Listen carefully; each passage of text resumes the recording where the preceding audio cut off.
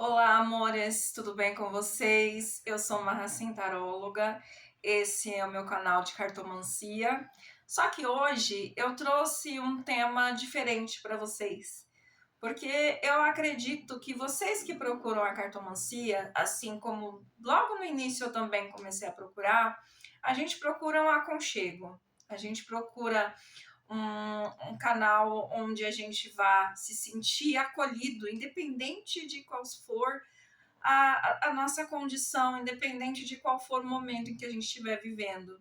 Então, eu sempre busco em todos os meus atendimentos, tanto nas redes sociais, tanto nos meus atendimentos particulares, realizar o acolhimento, porque tudo que a gente mais quer quando a gente está com algum problema, quando a gente está com uma situação complicada, é se sentir acolhida, é sentir que do outro lado tem uma pessoa que vai ajudar com uma palavra amiga, vai ajudar a gente com os oráculos a resolver os nossos problemas, mas sem ficar julgando, sem ficar apontando o dedo na cara. O que infelizmente hoje em dia, com tanta coisa na internet, é gente para julgar. E hoje eu decidi trazer uma questão pessoal da minha vida, talvez em determinado momento eu nem tenha coragem. Não sei, tô pensando ainda se eu vou ter coragem de postar esse vídeo. Mas hoje eu tava procurando algumas conversas de WhatsApp no meu celular e eu encontrei no meio das minhas arquivadas uma conversa, um contato antigo. Eu nem tenho contato mais dessa pessoa, mas a conversa ficou lá. Meu relacionamento antigo, onde eu tive um relacionamento com um narcisista. E sim, o fato da gente ser taróloga, o fato da gente ter um contato mais frequente com a espiritualidade, isso não livra a gente de cair em algumas ciladas no campo amoroso.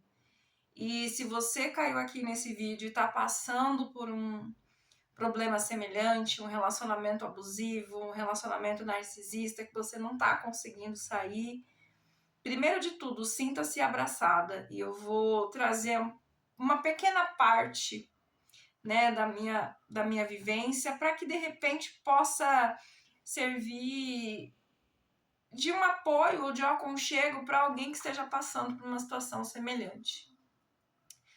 Então, tudo começou quando eu me envolvi com essa pessoa em 2019. Eu já tinha saído de uma relação muito ruim.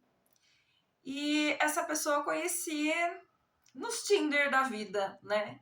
Na verdade, foi um reencontro, porque essa pessoa estudou comigo na infância, na mesma escola, e a gente se reencontrou, e aí trouxe aquela coisa, aquele aconchego, aquela coisinha assim de, eu já te conheço de anos, e era. E aí a gente começou a sair, a gente começou a ficar junto, foi uma coisa que é um processo que até os psicólogos falam a respeito, que se chama love bombing. É quando a pessoa ela tenta ali a todo momento se sentir, te mostrar que ela é especial. Então a todo momento a pessoa tá te ligando, tá dando presente, tá mandando mensagem, tá te cercando de uma atenção que, se você estiver minimamente fragilizada amorosamente, você cai nessa isca. Você morde essa isca. Então eu me apaixonei perdidamente por essa pessoa, que era meu amigo de infância, né? Que a gente passou muitos anos sem se falar, até ter esse contato. E aí, isso foi em 2019, em 2020 começou aquela questão da pandemia, né? Aí começou a quarentena, a gente já estava namorando, e aí pensamos, por que não? E fomos morar junto. Foi tudo muito rápido. Desde a gente oficializar o namoro até a gente morar junto, foram 3 a 4 meses. E assim, ele já estava dando alguns sinais de que a coisa estava indo rápido demais. Então, assim, às vezes ele se mostrava muito disponível e em outros momentos ele não me atendia, ele me dava perdido, eu mandava mensagem, ele não atendia. Então eu ficava naquela coisa, né? É um mecanismo de privação. Primeiro ele dá muito, muita corda, depois ele puxa com tudo e você fica ali desesperada. Nossa, por que ele não dá mais atenção? Por que essa pessoa não me liga mais? Para resumir, fomos morar juntos, alugamos uma casa que não era um lugar muito legal, mas era o que tinha para o momento, no momento de pandemia. Era uma casa próxima dos meus pais, então talvez próximo onde meus pais moravam, então por isso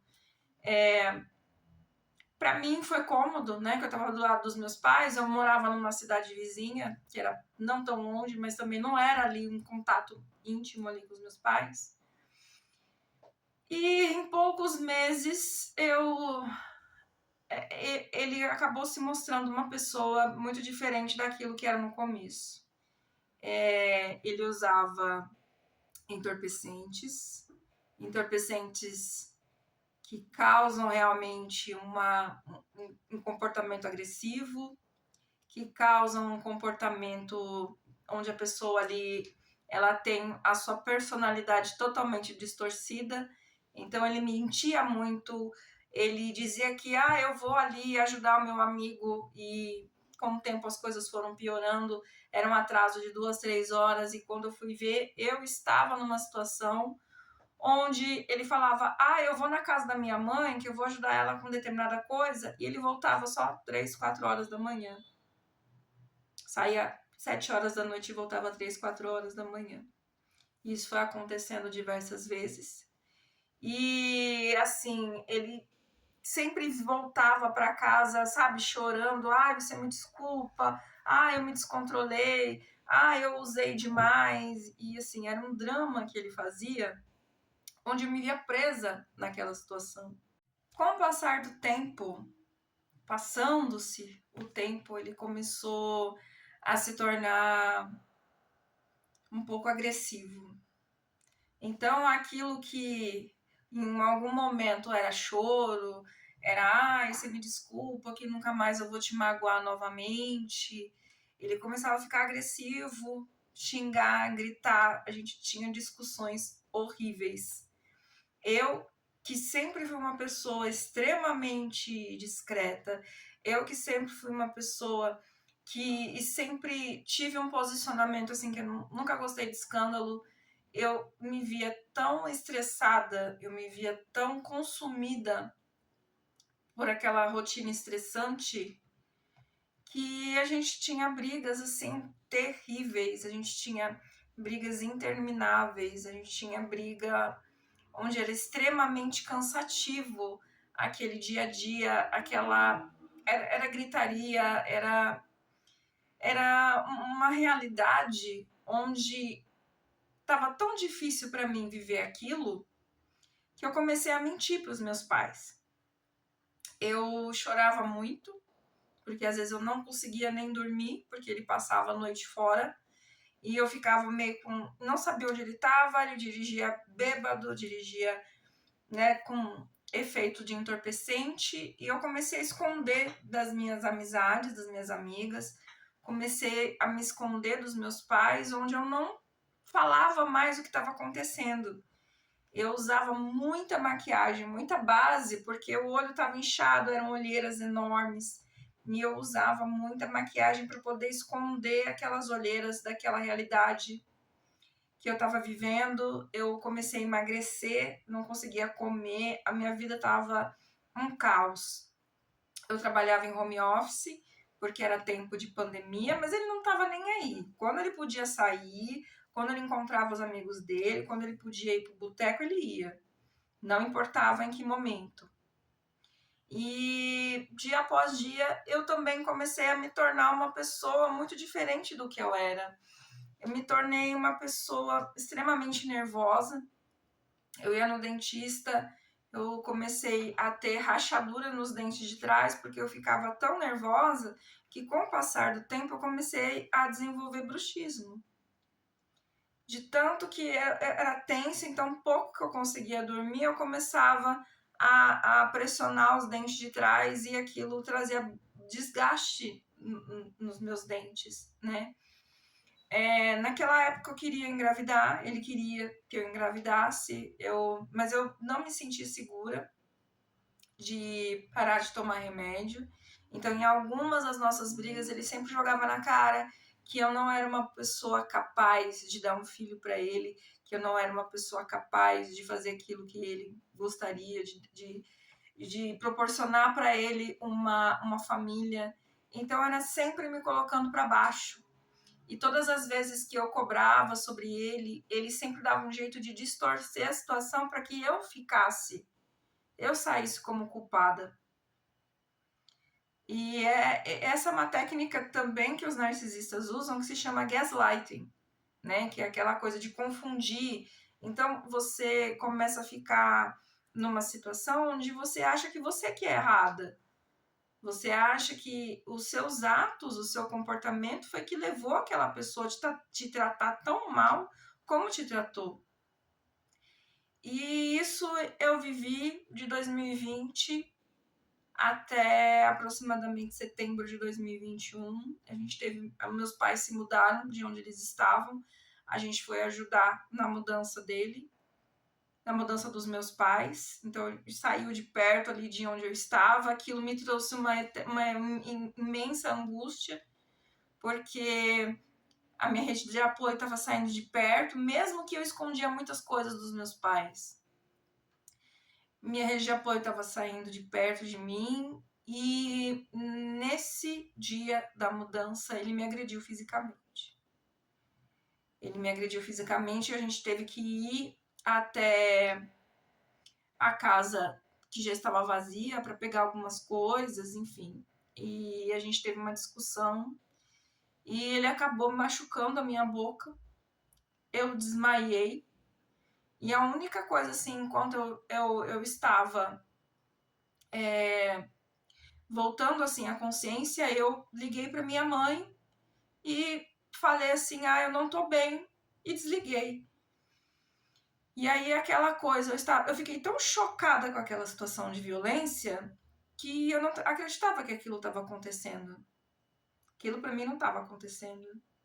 E aí a minha mãe teve aquele momento de intuição feminina onde ela pegou um Uber e foi até a casa.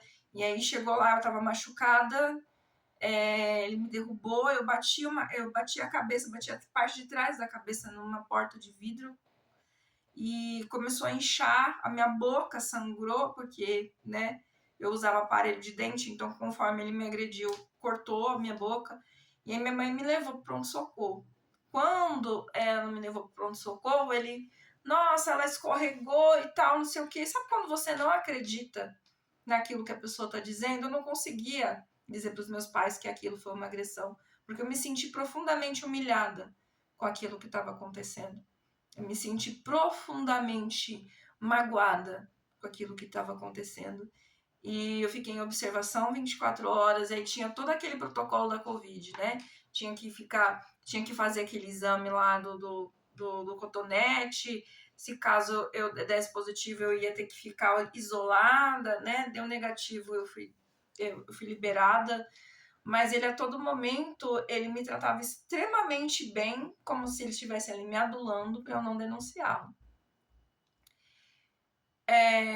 Minha mãe desconfiou, conversou comigo se houve uma agressão, tentou conversar comigo, e aí eu peguei e falei, mãe, eu escorreguei, e foi isso que aconteceu, e eu não admiti que ele tinha me agredido.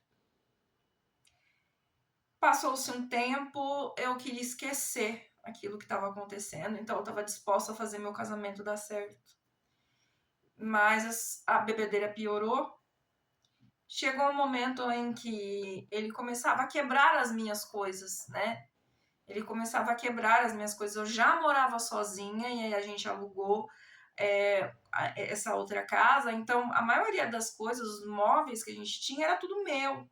E ele tinha um prazer em estragar tudo que era meu. E aí chegou um dia em que eu tenho 2 gatas. A gente teve uma discussão.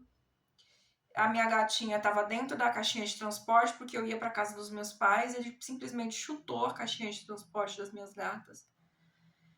E eu pensei, até que ponto que isso vai chegar?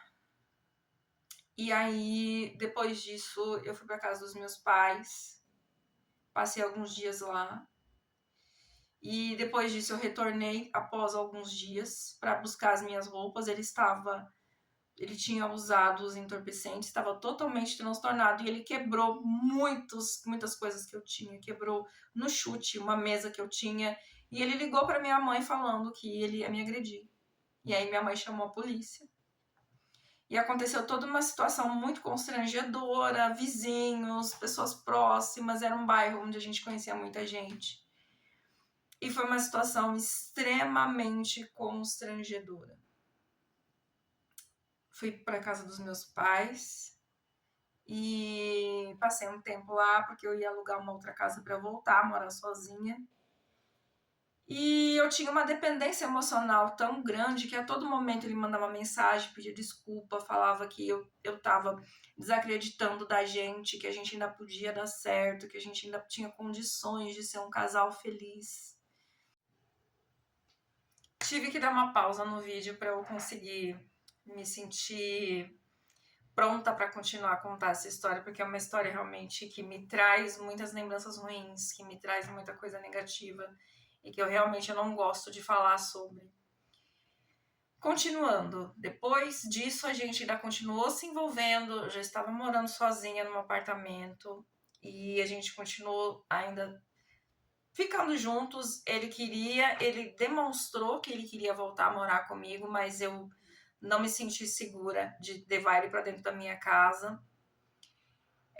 Até porque na época que a gente estava morando junto, essa coisa do vício dele era uma coisa tão exacerbada que, infelizmente, em algumas situações, quando ele passava a noite fora de casa, eu ficava tão transtornada que eu ia atrás dele na rua, eu ia atrás dele